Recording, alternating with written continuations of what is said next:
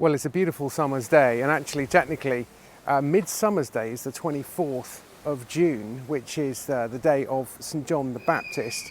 And I've come to the town of Glastonbury, where this beautiful, amazing English perpendicular church from the late 15th century was built in the shadow of this gigantic abbey, which is over there, Glastonbury Abbey, which of course was crumbling within 100 years of this one being built. So this is the Church of St John the Baptist in Glastonbury.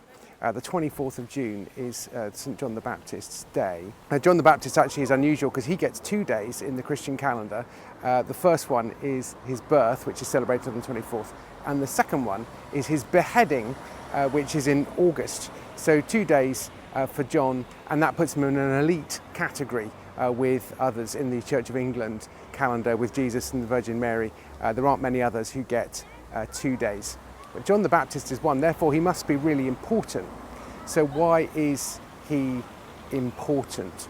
It would be really tempting to see John the Baptist as merely a warm-up guy or an opening act, somebody who's testing the microphone, going 1, 2, 1, 2, ladies and gentlemen, please welcome to the stage Jesus Christ. And that is, in one sense, what he does do. At the beginning of the Gospels, we have John the Baptist being born. He's in some senses a cousin of Jesus. In Mark's Gospel, which I've been looking at a lot more recently, he is announced as coming right at the start in verse 2. John the Baptist is coming, who will pave the way for one who will be even greater. John the Baptist says, I baptize with water, but one who is coming will baptize with the Holy Spirit. John is dressed in a particular garb. He's looking a little bit like Elijah. And so Elijah, a huge Old Testament figure, and does lots and lots of miracles as well. He stands up to kings who try to kill him at one point, like John the Baptist. They successfully kill him in the case of John the Baptist. But Elijah is superseded by his disciple Elisha. Now, Elisha in the Old Testament does twice as many miracles as John the Baptist and is a really significant figure as well. And so when Jesus goes around doing miracles, people are thinking of Elijah, but also Elisha, and there are some that map on really closely. So there's a whole Elijah-Elisha thing with John the Baptist and Jesus going on. But there's also a Moses and Joshua thing.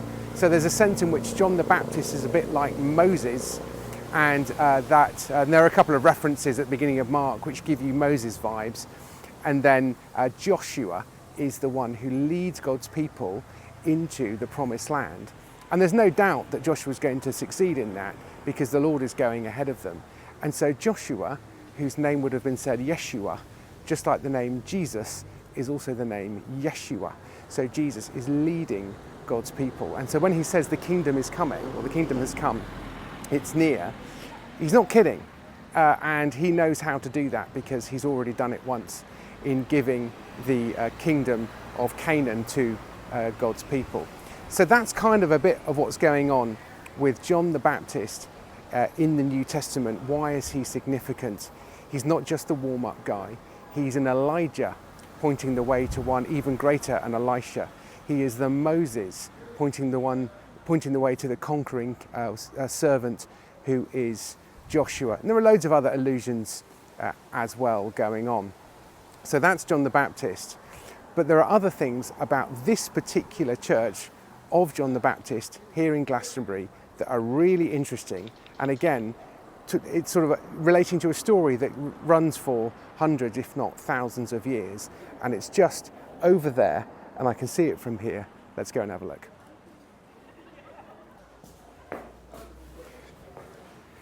So over there is called a Holy Thorn. It's not the Holy Thorn. It is a holy thorn which has grown over the last 2,000 years from the staff of Joseph of Arimathea.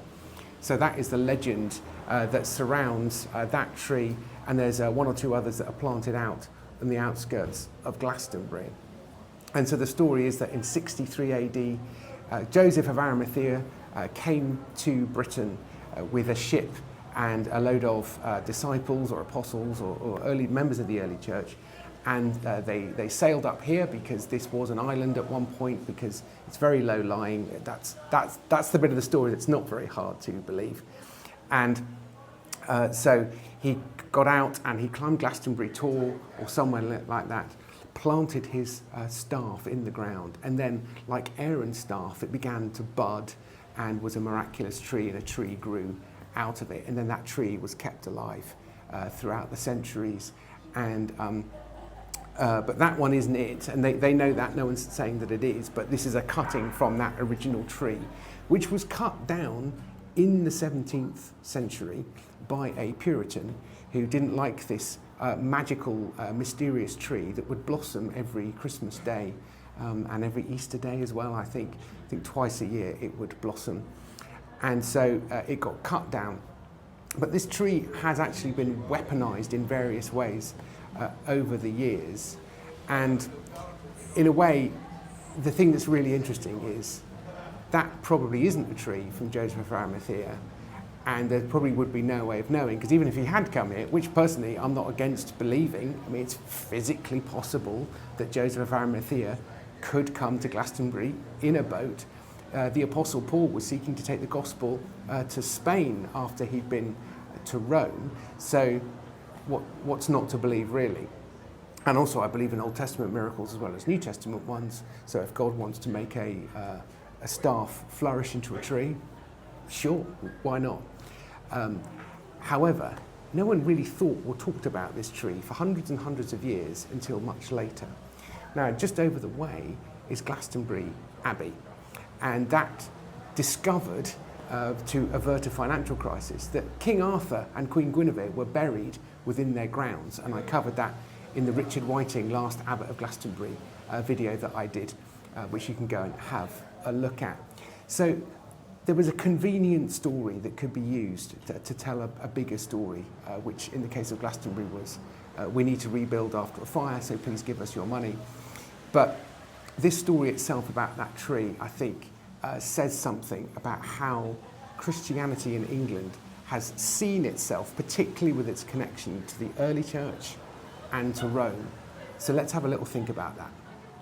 So I'm now in the churchyard, and you can see the Holy Thorn, a Holy Thorn, over there. And there'll be a bit of background noise because this churchyard is clearly a bit of a mecca, if you'll forgive the expression, for various people wearing tie-dye colourful clothing with dogs on strings, and generally have time on their hands. Make of that what you will. But what does this story of the Holy Thorn stand for? I think it's really interesting what it's come to mean.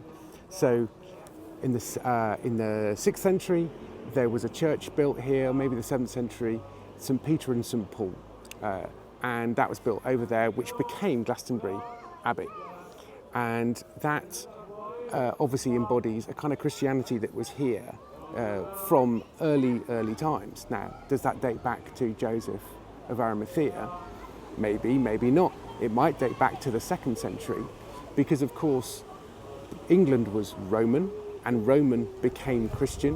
In fact, England's first martyr, St. Alban, he was a Roman soldier, I believe. I read about that on Cary's Almanac. Go down and have a look at that. St. Alban was a Roman soldier who was a Christian and was persecuted during one of the anti-Christian surges that there was at the time. So Christianity was here, and the Celtic saints were doing all right. St. Columba is one, and Aidan and various other Celtic saints, St. David, I guess, St. Patrick. They were evangelizing England before 597. And then along comes the Romans, sent by Gregory, and they've got their own way of doing things, including their own date for Easter, which became a sticking point at the Synod of Whitby. And so what kind of Christianity is England going to have? Is it going to have Roman Christianity, which was then also empowered by the Benedictine order? So St. Benedict was trying to reform Rome, actually, in Roman Christianity. And so monasteries run a lot more strictly according to the Benedictines became prevalent in England in that period, in the sort of 7th, 8th century. And it's interesting that by the time of St Dunstan, who was the abbot here, it had already started to decline. So I made a video about Dunstan, which you should probably go and have a look at if you quite enjoy that. And he was responsible for bringing Benedictine orders back and reforming the monasteries that had already been here, because they were rather lax in his view, and they were kind of a Celtic form of Christianity that was not as disciplined and ordered. And so, why am I telling you this? Well, the Holy Thorn represents a non-Roman Christianity that comes straight from the horse's mouth. It comes from the one who took Christ down from the cross, if you believe in the Joseph of Arimathea myth. It's a convenient story that says our form of Christianity was here first, so back off Rome. And of course, the same debate took place hundreds of years later during the Reformation. And so the Roman Church was rejected. The Pope in Rome was rejected by Henry VIII. He made himself the head of the Church of England. And although there was a bit under Mary where we were reattached briefly to Rome, we remained outside of Rome for a long time. And then in the 17th century, there were people who looked like they were secretly Roman Catholic, trying to get us to do Catholic-looking things. And so there was another wave of anti-Catholicism. And so therefore, in the 17th century, there's a reason to believe in the Glastonbury Thorn, because again, that represents non-Roman Christianity, the pure kind that goes back to Bible times, which is of course what the Reformers and the Puritans were particularly interested in, getting back to the scriptures and living according to these scriptures. And how could you get further back than the very one who took Christ down from the cross, Joseph of Arimathea? So really, this should be the Church of St Joseph of Arimathea, and it isn't, because essentially at that point, at the time it was built in the 1480s, Joseph of Arimathea was not a big deal, because this story was not particularly convenient or necessary to be told. And so no one told it, because it's probably not true. Now, I don't want to sound like a skeptic, and that sounds like a skeptical position, but as I said, I'm already open to the miraculous. I'm fine with it. I just think this one happens to not be true. But the point is, we take these stories and we use them to fit into our narrative to argue one way or the other. And now, modern day Glastonbury, which, let's be honest, is a pagan town, absolutely unashamedly pagan town. You walk around this town and you will see shops for witchcraft and New Age and crystals and healing and Far Eastern philosophies. It's just absolutely everywhere. So what they do now is they sort of attach sort of pagan ribbons and stuff to things, and there was a thorn out on the hill, and people would tie stuff to it. I think that one was vandalised. But again, people want to believe in a story. And there's a pagan version, which is, that trees are holy and sacred and they connect us to nature in some way. And pagan religion, unfortunately, is completely man-centered. It makes no moral claims at you. It tells you who you are within nature, but it does not tell you how to live, and you have to discover your own truth. It is, in one sense, couldn't be a more 20th, 21st century individualistic religion. Of course, it sounds like it's sort of very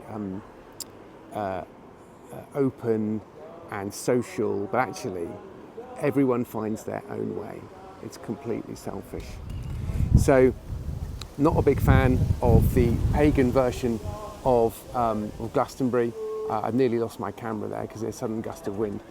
But here's the thing. Let's go back to St John the Baptist. And that's why I love the fact that there's a church of St John the Baptist right here. What would he say to people who are searching spiritually, who are looking at a tree for spiritual guidance or a sense of mystery? I think he would say, as this tower is inviting us to do, look up, continue to look up, because you will find, if you look up high enough, that Christ has ascended and is seated at the right hand of the Father in the heavenly realms. Don't look within, you won't find it within, but because of the ascension and then because of Pentecost, you can receive the Spirit of God to teach you the truth and show you the way. So that's why John the Baptist here was a place I wanted to come to on the day of recording, it's just before St John the Baptist Day, so I'm quite pleased to have done it today.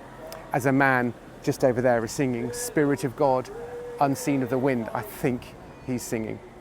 So that's an appropriate song on which to end. So thanks very much for watching. There are lots of other videos on this channel. I'm going to keep making more, so do subscribe. And go over to my blog, Cary's Almanac, where I write about this kind of thing every week, all year round. So do go and have a look at Cary's Almanac, and I'll see you next time. It was in the 17th century, around about the time of the English Civil War, when period. Okay, it's locked, I'm afraid.